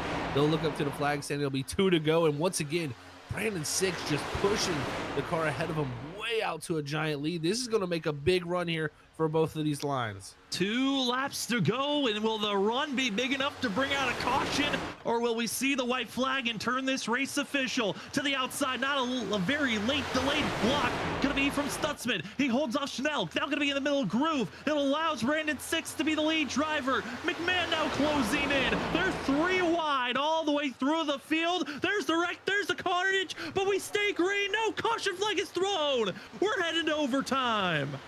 And it's going to be 1 attempt at that overtime. So you better get your decisions and make them right on this first one, because you're not going to have another opportunity at it. But it all happened back around the 45 of Gary Clune. That was so unfortunate. He just got back out on the racetrack from being 14 laps down after that damage from that 1 wreck earlier. And he's just going to be caught up right in the middle of all this, as we might have to get a little bit of an aerial shot to see exactly, but I believe it's contact from the 2 of Tony Martin, even possibly a little bit of net code there that turns this 45 across the 2. And then from there, they kind of get stuck together, as we'll see a better shot here from this view. Big run heading through the middle is the 45 again. Multiple laps down is Gary Clune, but he wants to try to assist all the teammates that he can. Martin drifts down. You can see that there was invisible net code for a quick moment, and that pushes the drivers to the outside. Tony Martin, Jonathan Smith, going to be the 2 drivers with required damage after this incident. And you see how Martin got kind of forced to the outside and just continued to push one another down the straightaway in frustration with that moment. Jonathan Smith, on the other hand, had a very different ride for himself, because he got a hard hit down to that inside wall.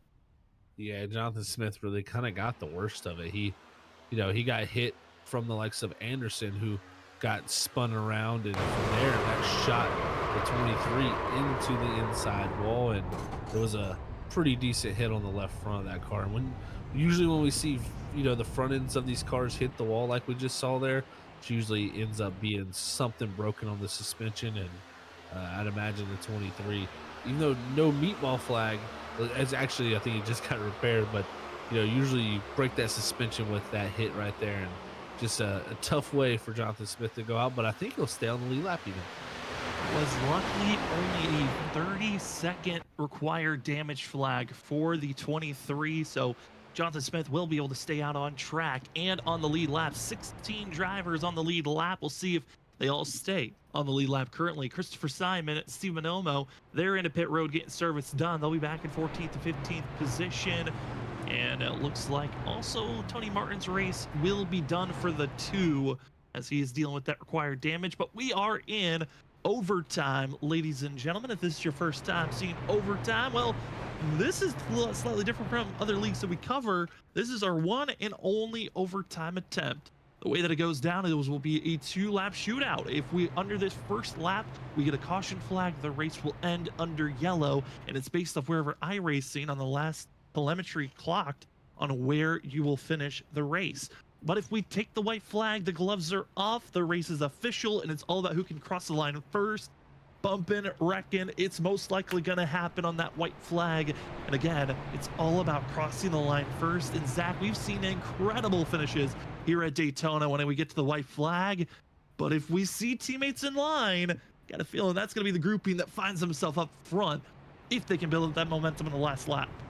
That's for sure. Yeah, having someone that can push you and be kind of that guaranteed factor to stay with you is a huge thing to have. So if teammates can get lined up, it will be critical. And I mean, we could see here because you got Brandon Six leading this race. If he decides to take the outside line on this restart, he will line up with his teammate of Brian Dixon. So that right there could be an interesting situation. They got Bowie all the way back in 10th, so that kind of got that grouping split up a little bit. But Dixon and Six have been strong together all night. Now you put the likes of McMahon and Stutzman together on the bottom, so it's really going to be the question, do you want Stutzman pushing you if you're Brandon Six, or do you want your teammate Brian Dixon? So we'll see what he elects to do, but it looks like for right now, he's holding that bottom groove. He does stay on the inside row. I think I'm a little shocked by that. I thought maybe he would try to go with Dixon on the outside, but looks like he'll stick with Jeremiah Stutzman, who's been looking strong here when it comes to big pushes. We'll see if Brandon Six can come away with the win here tonight, or will Justin McMahon, who after last week ties as the second most winningest driver in the Shoney's Doghouse Cup Series history, could he solidify himself as the number 2 driver with his 12th career win in a back-to-back in this season? That would be, I think, the true I'm back type of a statement for Justin McMahon if he could get a win here this evening.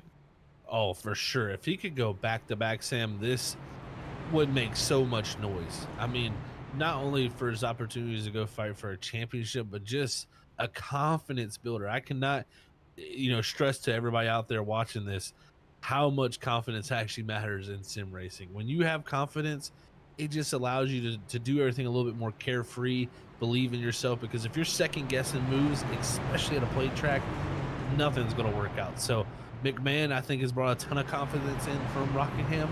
We'll be surprised to see if we can see that 24 go back to back, and that would be quite the scenes here at Doghouse. Well, thank you, ladies and gentlemen, for joining with us on your Thursday night watching the Shoney's Doghouse Cup Series. This is the final restart of the night. So if you've been waiting for a moment to get hyped, get excited, root for your favorite driver that's still out there on track, this is your moment, because Daytona's about to come to a conclusion. Will it be under yellow, or will we see the checkered flag in a green flag run? Let's find out as race number 5's going to see the pace car pull off.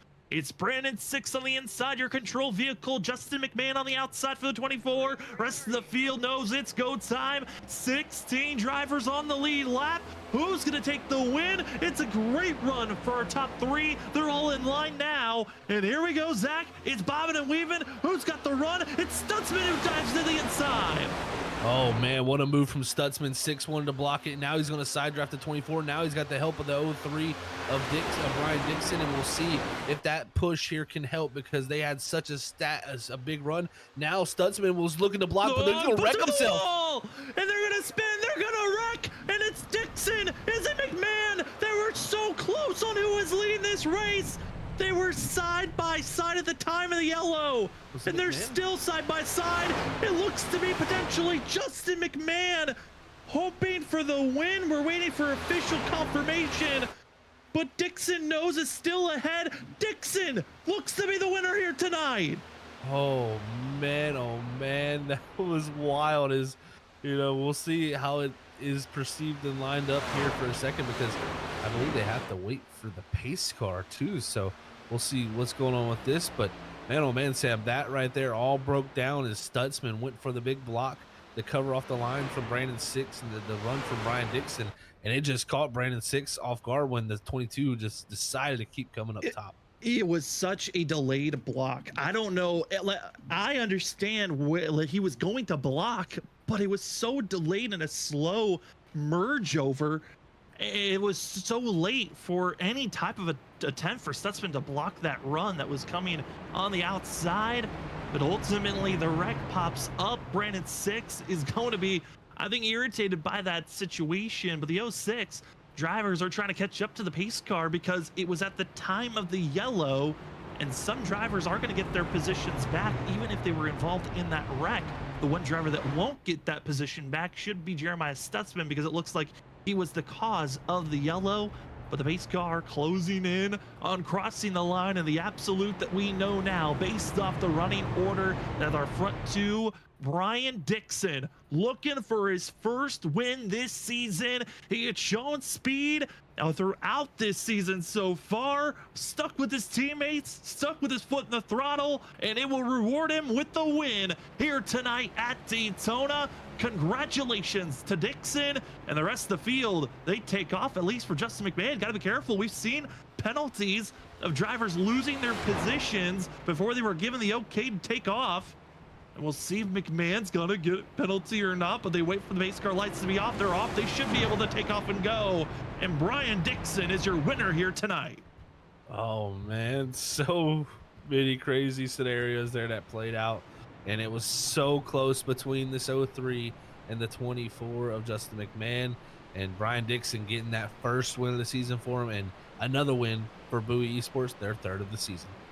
Looking at drivers' finishing positions, your top three here tonight going to be the 03 of Brian Dixon. Second goes to Justin McMahon. And third place, Zach, goes to Eric Warman, one of the best pushers in the early goings of this race. The 31 gets a third place finish here tonight. What a job by Eric Warman there to just be in the right place at the right time and get himself another finish. And that's another solid finish for him because he's had a season full of them, just really consistent finishes. So that's doing great things for him in the points. And these drivers going to be enjoying the burnout. I know for Bowie Esports, they get back into the win column for the team, but I think ultimately they'll take the fact that at least one of their drivers got to take victory lane here this evening. I know Brandon Six was hoping to get his third win of the season. Not going to be the case. But these drivers, their hot tempers maybe at the end of this race, they get time to cool off because they are going to be having a fun one in 2 weeks. New Hampshire going to be the next race. They got an off week next week. Before we get too far ahead of ourselves, though, we're going to step away. When we come back, we'll talk to our top three, get their thoughts on tonight. And what a run it was. We'll be back right after this.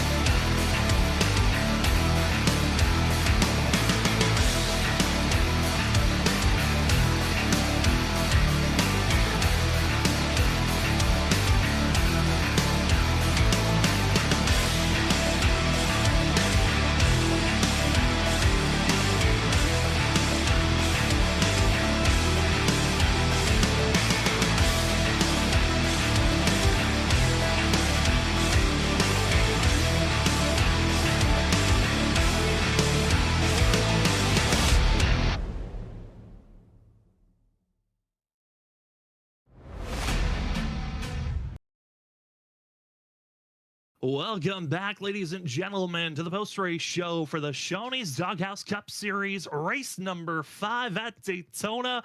Under the lights, and the drama certainly ramped up. Some late moves that became costly as we went into our last and only overtime attempt, and it gave us some fireworks onto the backstretch as Jeremiah Stutzman went for the late block, and it failed miserably for the 22, but it gave opportunity for some other drivers to get up front. One of those in victory lane is going to be Brian Dixon in the 03.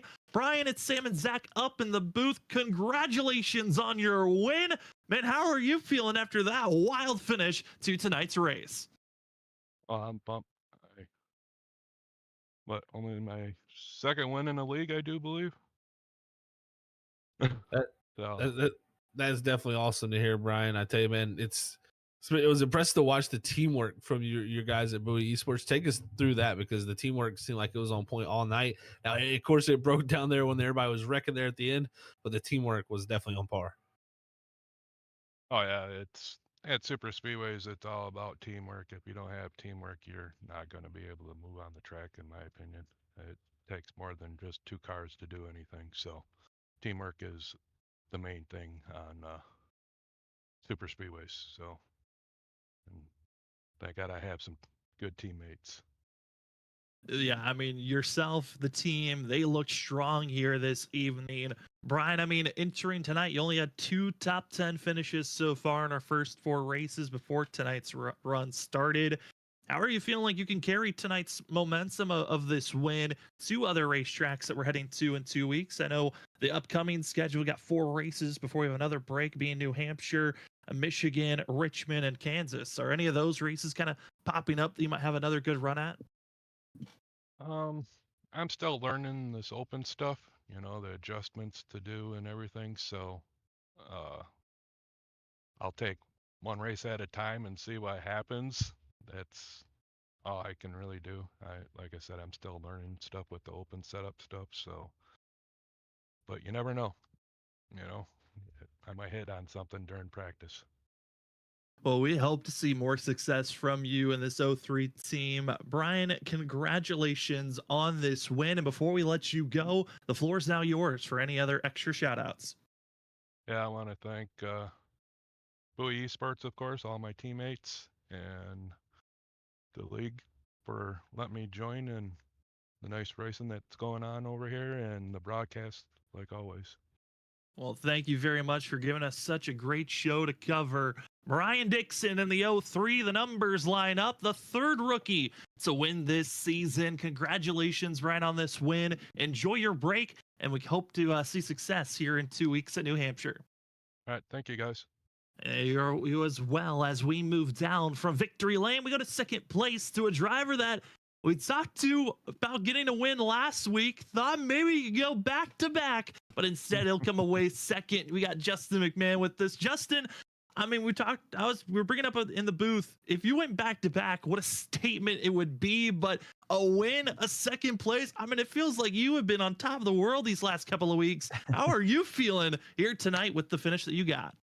Uh, Pretty good. I'll take it. I wasn't sure if I was going to be able to finish the race or not. The way some of those pushes were coming from behind us there, I thought I was going to get turned a couple of times. I had a couple hairy moments, but I'm glad I came out of it with a second place finish. I honestly would have been okay probably with a top 10 just to finish the race would have been great. But yeah, man, we almost had it. I was probably about a bumper length, if not a little bit more than that from taking it when the caution came out, but unfortunately we didn't. But I'm pretty excited about it. It's pretty good. I'll take it. Definitely exciting for yourself, Justin, man. I mean, of course, first last week, second this week. You came in here fifth in points also tonight, and you were only 51 points back from Shane Parrish, our leader in points, who wasn't here tonight. So clearly gained a ton of points on that points lead. How does that feel, man? Because you're right in the mix for this championship, already after these first couple races. Yeah, the season started off a little dicey, but coming into it with a couple guys that haven't been able to make it here, um, and then I guess that's all part of it too. So I mean, just got to stay consistent, finish races, and try to gather as many points as I can. And I think we should be in pretty good shape here. But yeah, just the main thing is just staying consistent and keeping ourselves in it, and we should be good. I mean, keeping consistent, it certainly will does help the fact we got an off week next week. How are you feeling like you're going to be able to prepare with this off week, knowing that we only have four races before our next break, and those four races being New Hampshire, Michigan, Richmond, and Kansas? Yeah, I feel pretty good. It'll give us time to prepare. Um, the guys do a really good job at helping each other out here in the team and putting sessions up. So I think we should be able to hammer down New Hampshire pretty well. That's kind of a home track for me. So it's usually a fun one, good one. Next gens are a little bit different there, but we've run well there in the past. So I feel pretty confident about it. I think we should be hopefully pretty good if we stay out of stay out of trouble and just get a good top 10, top 5 finish. I think we'll be good. Look forward to it. Well, it's been awesome to see your runs recently, Justin. We hope this continues on throughout the rest of the season. Congratulations on second. Enjoy it. And before we let you go, the floor is now yours for any more shout outs. Yeah, Group 6 for the sponsor on the car, my buddy Nate. My wife for letting me do this every week. You guys for doing the broadcast, and got to give a shout out to Daniel for the league here. I know he's I think he was having surgery on his shoulder or back or something, so he's going to be out. So I just hopefully everything went well with him, and hopefully he'll be back sooner than later. And yeah, like I said, you guys for doing the broadcast. You guys always do a good job. Well, thank you very much, Justin. It helps when you guys give us a great show to call. That will be your second place finisher here tonight in the 24 machine. Justin, enjoy this off break for this off week, and then good luck when we come back at New Hampshire. Yeah, thank you. As we move along from second place, we go to third for a driver that, honestly, the end of last season was starting to hit his marks, and he's doing it once again, showing great promise throughout this evening. We got Eric Warman with us. Eric, start of this race, you were one of the only drivers risky enough to push the pusher and be in the third car in the line to try to make that inside row move. You come away third here tonight. How are you feeling after your performance to come away with this third place finish? Honestly, just feeling pretty blessed. I just was trying to stay on the bottom, so I had an escape route and stay out of trouble, and that's about all I was trying to do. And then push every once in a while. Well, you definitely made it work out pretty well, Eric. Great job bringing home a top 3 finish. I feel like anytime you come to a super speedway track and make it out with the top 3, you definitely should feel strong about that. And especially with the season that you're having, man, you come here 6th in points, 52 back from the leader. The leader misses tonight's race, so definitely gained a handful of points on that points lead. How you feel about that? Entering this off week. I'm just hoping that we can kind of keep the momentum going, keep at least the top 10s going, hopefully top 5s, maybe finally break off and get a win here. But this is a tough group to race around, and sometimes you just got to be blessed to be in the right spots. And tonight we were just blessed to be in the right spot. You certainly showed some great speed here tonight, Eric. I know we're going into an off week. We've got 4 races before the next off week. New Hampshire, Michigan, Richmond, Kansas are our next 4 races. Any of those popping up of confidence that you're feeling like, hey, I could have a good run there?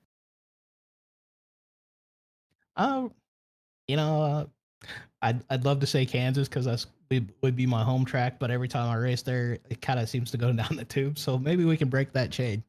That would be nice.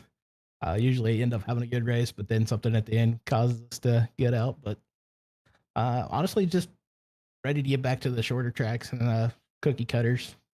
I'm not really much for the super speedway racing.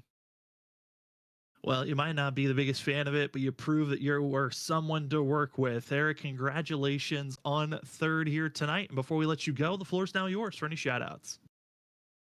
I got to thank our Lord and Savior, Jesus Christ. I got to thank all the sponsors for the league, all the admin that put it on, and then you guys for the broadcast. And definitely got to thank my wife and kids for supporting me in this. And thank you guys once again for putting on the broadcast and the EWR crew. Well, thank you for giving us such a great show to call. That will be your third place finisher here tonight in the 31 machine, Eric Warman. Eric, congratulations on this run. Enjoy your off week, and good luck in 2 weeks when we head to North. We'll head to New Hampshire for yourself. All right, thank you. You guys have a good one. You too. As we find ourselves calling it an evening here tonight, certainly a little bit of mix up with the way that the ending of this race went down. The race going into overtime, finishing under yellow. Some big moves that just did not pan out the way that they were hoping. So our unofficial results Gonna wait and see if admins are gonna make any adjustments, as some drivers frustrated with the way that this race kind of concluded. They're hoping that maybe there'll be some changes. Others are hoping that the unofficial results will stand. 1 and 2 drivers that feel confident where they're finishing. That's our top 2. That's Brian Dixon and Justin McMahon finishing 1, 2. Third goes to Eric Warman. Brandon 6 gonna finish in 4th. 5th is Adam Gardner. Then Brandon Bowie 6th. 4th is going to be in Andy Cork in the 41. That is an amazing finish for the 41 team. Eric Anderson comes away 8th. 9th is Christopher Simon, and Jonathan Smith, who right before that last restart was caught up in our last wreck, had required damage, got it repaired, and the 23 comes away with a top 10 finish. He's got to take away with that run for himself. Definitely a great job there for Jonathan Smith. As we look through the rest of the order, look at 12th, Jeremiah Stutzman leading the race, makes that late block, just maybe a little bit too slow with that block, and ends up turned around, and that's going to be tough for that 22. I think he's going to come out here saying what could have been. You also had the likes of Joe McKnight back there in 15th. He had moments tonight where he was right up there leading the race. Also, the likes of Brandon Fair placed back here in 17th. Tough run for him. 20th is going to be Jonathan Jennings after the engine expires, after a great push. Just really tough nights all around, and even our defending champion back here in 24th, and the driver was second place in points, or third place in points, and Jamie Ford back here in 25th. So it's a wild night, but Daytona is a place, Sam, where you enter and you, like some of these guys we're talking about, McMahon, Warman, they were just happy to come out here with second and third, and I can really agree with that sentiment. When you come to these tracks, a lot of times you're just hoping to sometimes survive and get out with what you can, and those drivers are definitely going to be leaving happy, while others are going to be leaving saying, man, I got this off week to try to tune my car up for New Hampshire. Yeah, I think for some drivers, get away from the super speedway. Now it's down to who can have the best setup moving forward. As speaking about moving forward, we've got ourselves a full week ahead of us. It's going to be one of our final weeks, actually, and it's actually not even going to be a full week next week, as we find ourselves the ISRC Truck Series back on Monday night. Going to be some great racing action. Tuesdays, not miss race, as we are going to be seeing the regular season finale. Who's in, who's out for making it to the playoffs for the Challenger Racing League in their first inaugural season. You don't want to miss that one as they head to the last great Coliseum of Bristol. And then also a not miss race this Wednesday, WSSR, the Next Gen Cup Series, is going to be having themselves the championship crown. Who will take the Season 9 championship? We find out at Las Vegas. And then next week, we're actually going to be off for the Shoney's Doghouse Cup Series. We'll be back in 2 weeks, October 3rd, as they head to New Hampshire for their next race. But Zach, certainly a lot of great racing action you don't want to miss next week. I know you've got a big target on your back heading into Wednesday night. Yeah, big target for sure, and hopefully we can make them not hit the target. So that'll be the goal for myself for sure. But yeah, definitely a lot of good racing action all throughout next week. Of course, we don't have these guys next week. This is off week, but they'll be back in 2 weeks in New Hampshire, and I'm excited to see how that one's going to play out with that short track racing action there on that flat 1 mile oval. So it's going to be fun to see who can get it dialed in and go to the short track and look to maybe put in some domination. So we'll see how that plays out, but it's been a great night here from Daytona. Thank you to everybody who tuned in. It's been a pleasure to give you the call on your Thursday night as our first stint of 5 races conclude, and it looks to be unofficially Brandon Bowie is going to be your points leader as the night.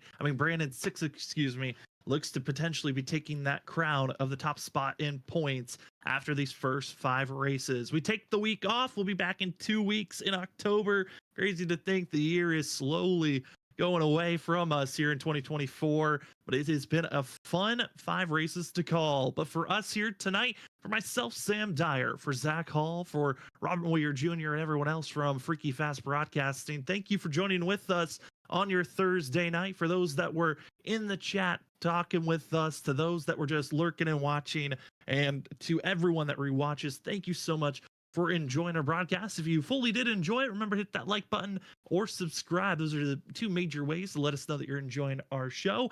And if you would like to see more racing action, be notified by it when you subscribe, hit the bell notification button to be notified when we go live 4 times a week.